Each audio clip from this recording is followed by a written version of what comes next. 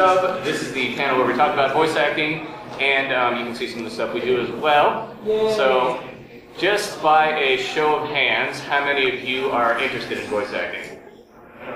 That's a very promising number. Fantastic. And also by a show of hands, how many of you have experience in voice acting? Also a very promising number because we're going to go over all that crap today. And whether you have experience or not, there's definitely places to start.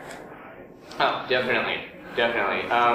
So, first of all, the introductions. I am Peter and/or Tyranee. I'm the director of the Let's Dub project, which is a... How do I describe what we do? Well, we do game dubs for YouTube. Not the least of which including a lot of Ace Attorney. We've done Danganronpa, Sayano Uta, a lot of other stuff. It's around 200 episodes and going, so we're very active. Mainly visual novels, but lots of different games. We did Luigi's Mansion at some point. Yeah, that was a good experiment. As well as something called My Magical Cosplay Cafe. We do a wide variety of games, so we just put episodes up every week. Yes, well, a number of episodes every week. We also do Katawa Shoujo. LJ is the one directing that one. Speaking of which. Hi, I'm LJ. My real name is Jess. Call me either one. I don't really have a preference which. I direct Katawa Shoujo for the Let's Dub project, and I also provide a number of voices for characters and others, such as Byakuya Togami and Danganronpa, Larry Butts in the Ace Attorney series, and Florent LaBelle in Dual Destinies recently. I'm glad that one is done.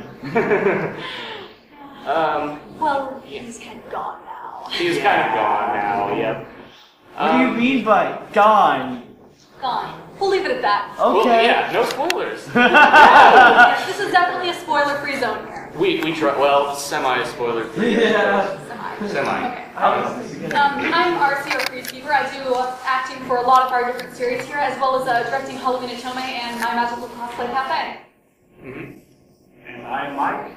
It's created P87. I do a lot of voice acting. I've done Ace in the original 999 dub. Recently, I've been cast as Hisao in the Palace Shoujo. And you also played Ishimaru. And I played Ishimaru in them. Yes. So, enough about us. What are we actually going to do here? What is our channel? We're going to talk about ways to get started with voice acting, what we do, advice for getting started, and then we have a very interactive portion where we're going to be calling some of you guys up to read some scripts. Dun, Yes. dun, dun. Dun, dun, dun. Okay, so the first place any voice actor needs to get started is knowing what kind of tech they should use. Well, I guess maybe I shouldn't say that. Maybe I should say make sure you're serious first before investing in tech, because tech does cost money.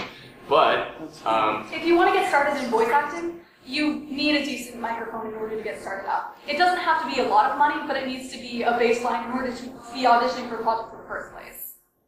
Anything Blue makes is good. A Blue Snowball is a fairly cheap starting out mic. it's a very common microphone as well. You could probably get it online for probably $40 to $60. That said, Blue also has the Yeti, which is an even more common one. It's a little bit more expensive, but it's a better quality. It's a more professional microphone. Sony also has a few kinds of microphones. I use a Blue Sport Digital, which is bloody expensive, but great quality if you manage to get one. Yes, so Blue makes fantastic mics. If you don't really have the money to afford a microphone, I would recommend saving up. But as far as the scale goes for like worst mic to best mic, laptop mics are probably the worst, followed by headsets, then you have the decent microphones and then the professional ones. So definitely try to avoid laptops and headsets. So you guys want to get started with voice acting for various projects. What sort of projects are there? There are video game dubs, there are anime clips, there's radio plays, which are an awesome way to start out, but it'll be just completely all the audio. Visual novels are a great way to actually be inside the game itself. There are quite a few places that will post auditions for that. On the internet, there's the Voice Acting Club, the Voice Acting Alliance.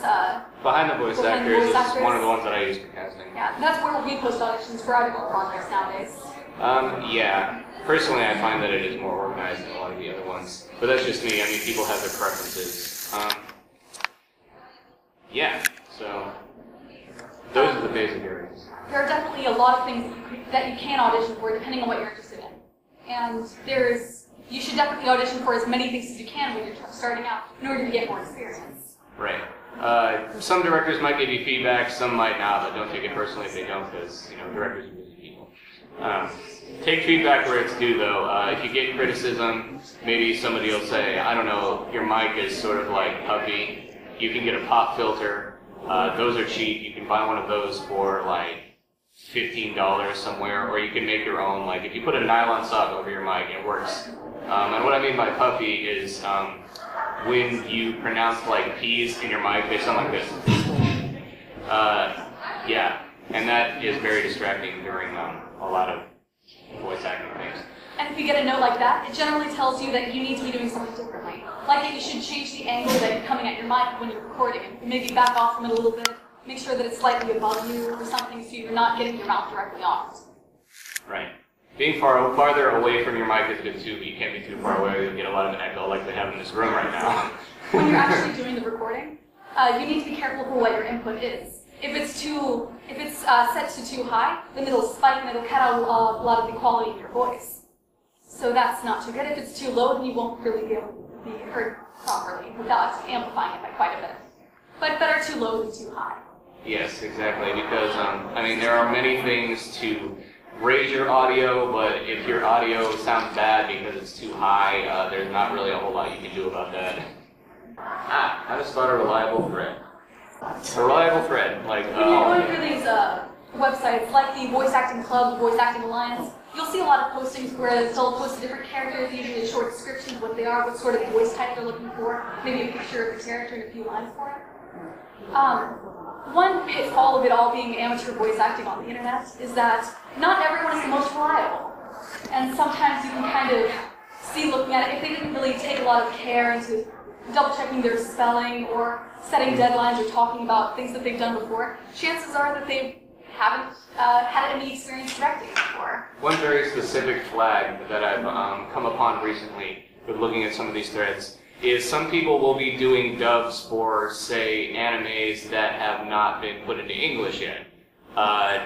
The character description will say, sound like the Japanese voice actor. Well, how the heck do you do that?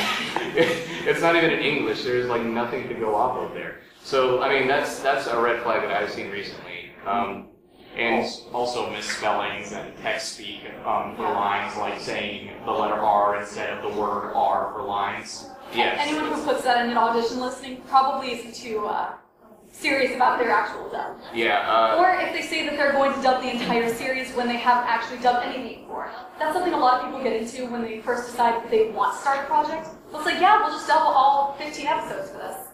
And if you're not used to the editing, that is a lot to take on at once. And chances are they don't get very far, if at all. An even bigger flag, somebody doing a Bleach dub and saying they're going to dub the entire thing. The biggest. Or anyone saying anything about Sword Art Online for a dub, because that is so much for copyright, it will get taken down almost immediately. Yeah, they're very strict on that. And in the case of copyright, I don't know how many of you have a YouTube channel where you post quite often, but if you do, you have probably come upon the really annoying thing that happened in this past year of them releasing their very robotic copyright system on everybody. Which means that basically this is not actual people that are looking at your videos. They send a bot out, and if any part of your video is copyrighted, say music, I got a copyright flag once for some ambiance in my video. I was like, are you kidding me? But yeah, they put a flag on there, you can't make ad revenue, you might get your video taken down, so be very careful of the kind of content you post on YouTube because they're not friendly to people that aren't like partnered with the network. I mean, even if you are partnered with the network, it's very hard sometimes. Make sure that whenever you are recording anything, you're listening to it with headphones. There's usually a lot of background noise wherever you are that you can edit out very easily with any free software, including Audacity, which is what most of us use. It's a completely free program, you can record through it, you can edit through it. Just basic noise removal will do wonders for any of your stuff. Right, which is another point. No matter what mic you use, unless you're in a completely soundproof room, and even then you'll have some sort of static on your mic. So doing more noise removal is a must for any recording. And while we're on that subject, we should actually show them how to do that. So you have Audacity on there. Yeah, but I don't have a good mic. It's fine. That's fine, it doesn't matter about your mic. All right. Audacity! Audacity. It is wonderful and your best friend if you're starting out voice acting. Yes. It's free. It's free! It's yes. free, yes. That automatically makes it your best friend. Exactly. It's a very good free program. I mean, if you're looking to go like super professional, Adobe Audition is not free, but it does a lot more than Audacity does. But for something starting out, Audacity is absolutely wonderful. For sure, for sure. Record. So yeah, just record anything. All right. Byakuya Togami is not pleased with this microphone. Yes. Perfect. Okay. Now before we do anything, I'm gonna cut out the bit where Yeah. Okay, Let's yeah, remove yeah. it from the beginning. yeah, if you can see there, you don't even have to really. Byakuya Togami is not pleased with this microphone. Right. Well, that's a laptop mic, but I anyways, thought we had it built in speaker. it doesn't matter. It doesn't matter. Anyways, here you can clearly see that there is some kind of noise at the beginning just by looking at the audio file. I mean, you can just highlight it and click play, click play, click play. And if that green bar is going on top and you're not talking, that means there's noise there whether you can hear it or not. So what you're going to do is you're going to go to Effect, and you're going to go to Noise Removal. Click the Get Noise Profile button on the top, and that's going to basically take a sample of the noise that you're highlighting. And then you're going to do Control-A, Command-A, whatever Mac or PC you're on. Select all. Select all, yes. Go back to Noise Removal. I just press repeat noise removal. So. Yeah. Oh, well, you could do that. That's Yeah. the short way. You But just do if, noise but removal. just for the sake of doing it. But if you want to do it the long way, you can go here, look at this, and press OK. You can mess with all those settings too to do whatever. It's all about messing around, pretty much. All right. So then in that case, the noise should be gone, and you want to make sure those Byakuya settings... Togami is not pleased with this microphone. Yeah, Sounds good. sounds very good, yes. Equalization question. Yep. Okay, I was about to say. here's another trick that we learned from the internets. You can go to... This will make your audio sound a little bit better. When you said you needed that. Yes, but now, basically what you'll want to do after you get your files is to run equalization and compression onto them afterwards. It's very simple. It will take maybe an extra 2 seconds, and it'll make all of your sounds just sound better, no matter what mic you're using. Okay, before you do that, go down to where it says unnamed. You're going to want to go to treble boost on the equalization and make sure that that shelf there, move that down to like barely above the line. If you go too high, your audio will sound weird because that's just not enough bass and too much treble, if you know what I mean. Okay, you want to go down even further than that, like barely above the line. Even more, like right there should be fine. Well, it doesn't matter. I mean, it works either way. And then just click OK, and then equalization, and then you just go to Effect, and then Compression. And that should be fine. Just keep the defaults. And that should work. I mean, it's hard to tell the difference on speakers, obviously. You kind of, that's another thing. Byakuya Togami is not pleased with this microphone. And Yes. with this horrid mic, it's No not matter going. what recording you're doing, you should always be editing with headphones on. Just Exactly. No matter what. You're not going to be able to hear noise or any kind of other weird things in your audio without headphones. Like Even- speakers do not pick that Even up. with these beautiful speakers, it's not going to help you much. Yes, exactly. So, When you are recording, just make sure that your environment is as quiet as it possibly can be. You can obviously noise removal out a lot of background noise, but you want to make sure that all music is off. It's as soft as you can behind your mic to absorb some reverb and echo. Anything you can to make your environment as quiet as it possibly can be first. noise removal is a godsend, but it is not absolutely perfect. I mean, they have a noise removal in Adobe Audition, but not even that one is perfect. So if you have, like, say, a washing machine going in the background, or like some music or something like that, like it'll take the sample clip and do the noise removal, but your audio will sound extremely watered down. And that is a problem because that sounds very weird on recording. So Let's go on auditioning. auditioning, okay? And what do you have a lot to say about this still? Oh, goodness. Auditioning. Auditioning is obviously the first thing that you have to do to get yourself out. And there's a lot of different things that you can do to audition. Obviously, whenever you're looking for a project, like they were saying, you have to find a reliable person to audition for. Once you know what you're going to audition for, you can't be afraid to try something new. But definitely multiple takes of whatever you do. Each line, it should probably read, I do at least 3 to 4 lines of the same line each time. It's through the internet. You never have to send the first thing that you do. You can take all the time that you want slowly to try a few things, see what works for you. If you liked it, going from a different direction a little better. Mm-hmm.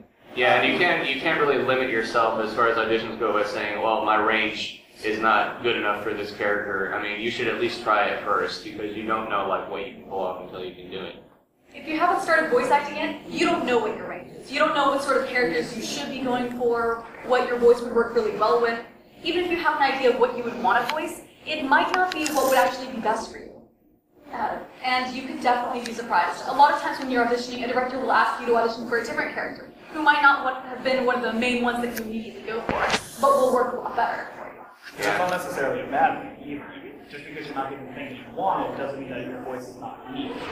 So I have an example of that as well. I auditioned for a number of roles in a recent project. It was like an Ace Attorney fan game.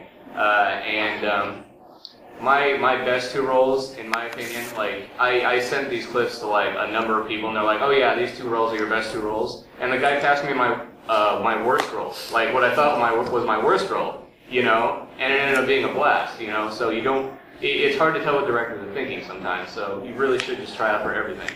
Definitely. But on that note, if you are cast for a role, no matter how good or bad you thought your audition was, the director is the one who thought that it was good, and that is the direction that they want you to take that character.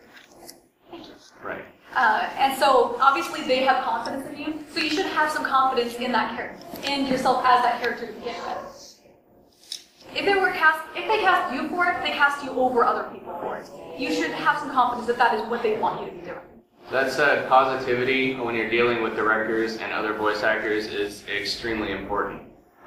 Because, you know, nobody really wants to deal with the person that comes into a group and is like very negative about the project or about their character. Just do the best you can with it. This is the internet, and if you're going to be working with people on a project for free, you want to be having fun with it. You want to enjoy talking to people that you're working with, getting excited about it, wanting to record lines every time they send them out to you. So really the best thing is to network with the people, talk to the actors that you're working with, talk to the director, make friends with them, or if you don't want to make friends with them, that's fine. You don't actually have to like them, but you have to like something about it. If you're not having fun, then you shouldn't be doing it. Exactly. That's just flat out. Find a way to have fun with it, or choose to do something else.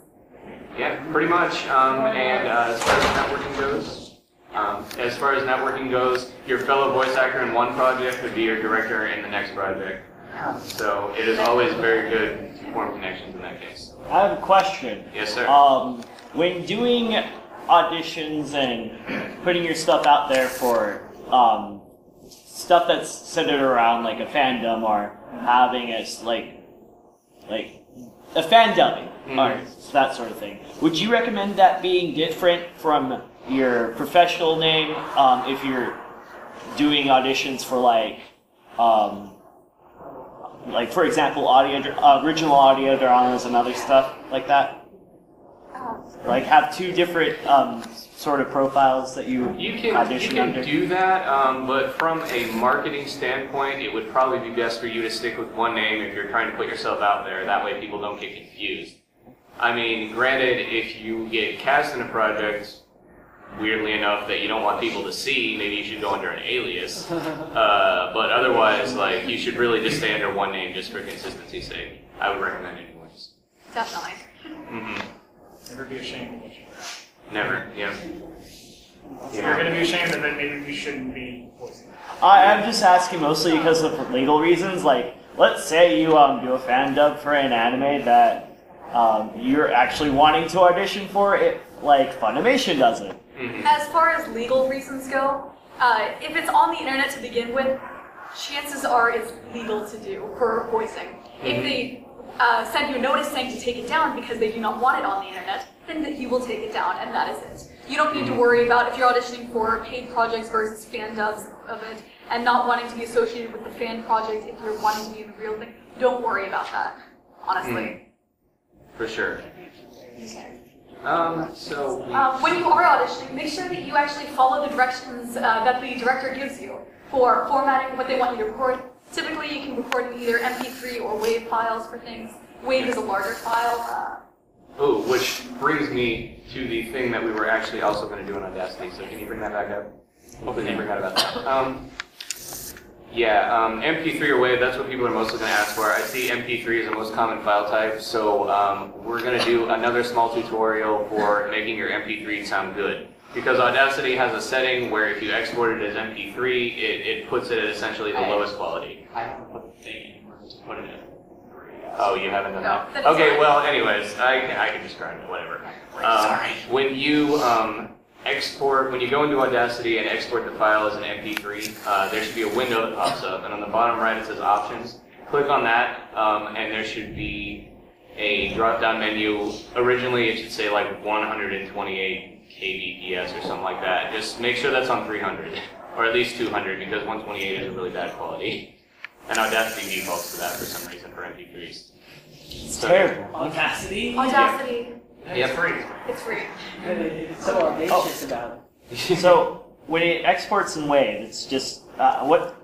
Well, It's wait. an uncompressed file size, comparatively. Yeah, essentially, yeah. I mean, if you did the 300, you'd basically get a smaller file with the same quality. That's why I don't use WAV, because MP3. So export MP3 at the highest quality. You get. Exactly, exactly.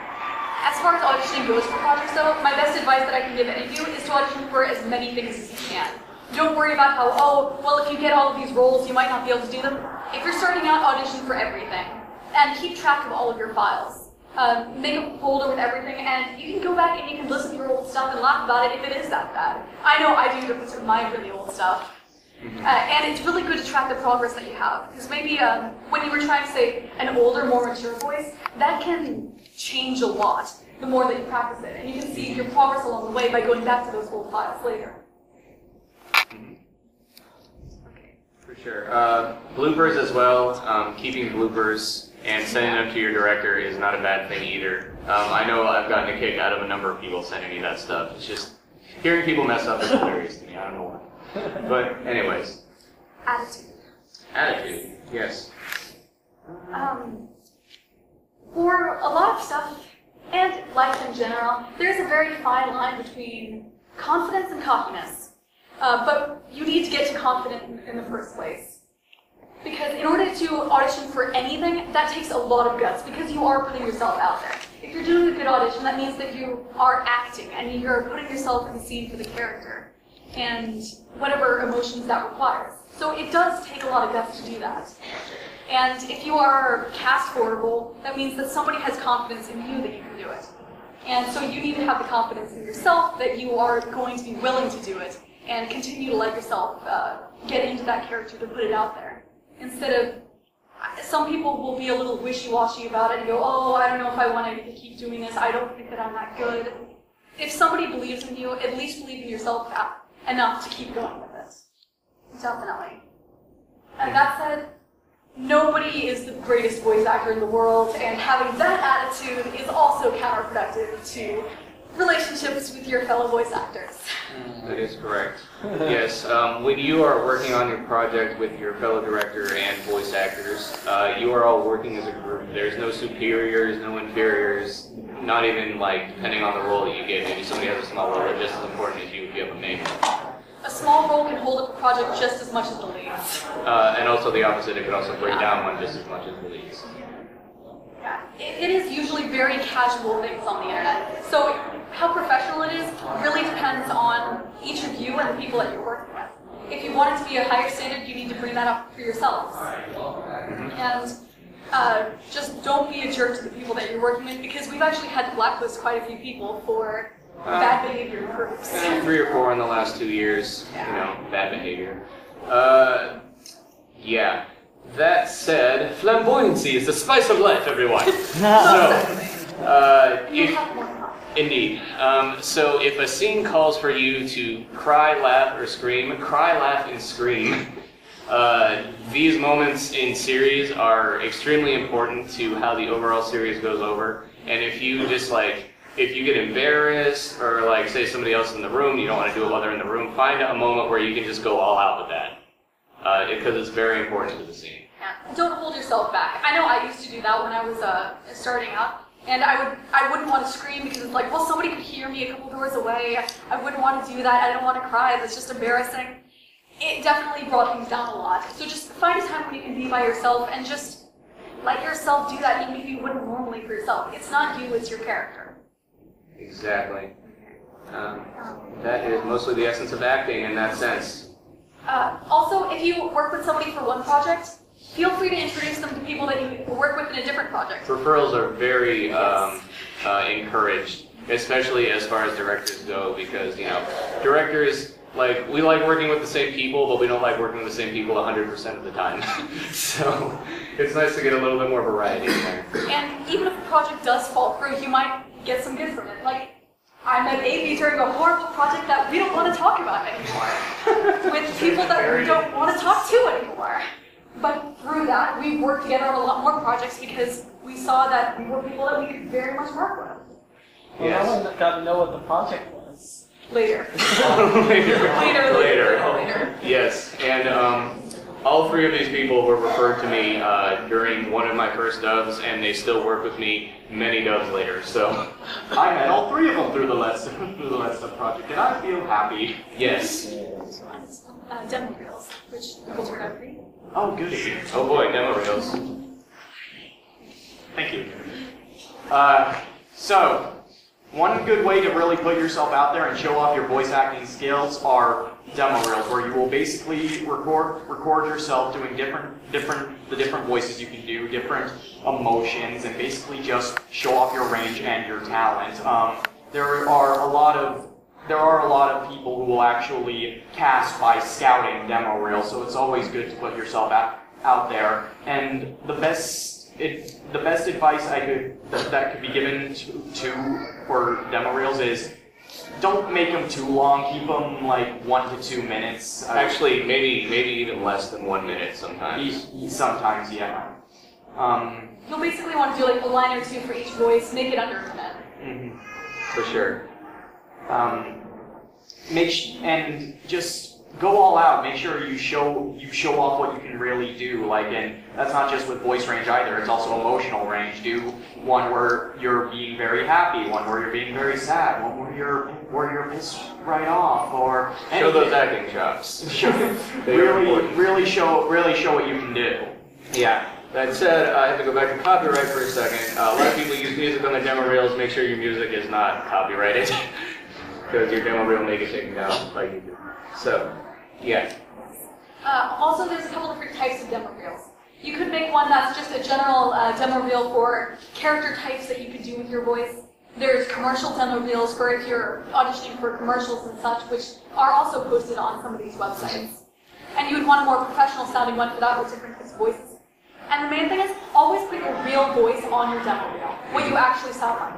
Because, believe it or not, most characters are actually human. And they kind of need to sound like people.